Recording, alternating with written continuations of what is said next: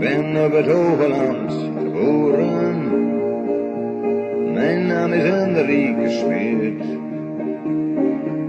Ik ben een man van weinig woorden, door dialect in mijn gebied. Was op de kermis in Stavoren en daar verloor ik mijn vertels. De broek die hing mij op de haken en ik was zoeken, ik was hels. En boerendochter uit Stavoren, die zag mijn benen en het probleem.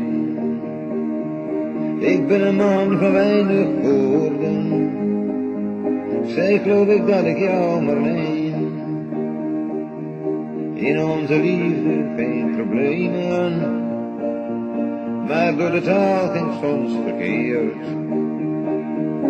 Nu leek van Sientje Friese woorden, en volgens mij heb ik veel geleerd.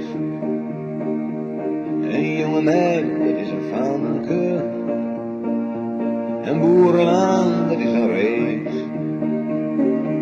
Toch is een jonge knaap geen ramke, wat ik als Groninger al weet. Toch heeft de Fries nog wel problemen, zodat ik met mijn vrouw Stientje boot. Als ik de appelmoes wil nemen, dan zegt ze Hendrik, dat is snoot. Laatst moest ik naar familie reizen, het was een sneekroos gesnit. En bij de thee ging ik me bewijzen, en ik vroeg om een plakje kids. Maar lig ik eenmaal in haar armen, het liefst bij haar van allemaal. Dan kan ik mij zo lekker warmen, dan spreken wij dezelfde taal. Maar lig ik eenmaal in haar armen, het liefst bij haar van allemaal.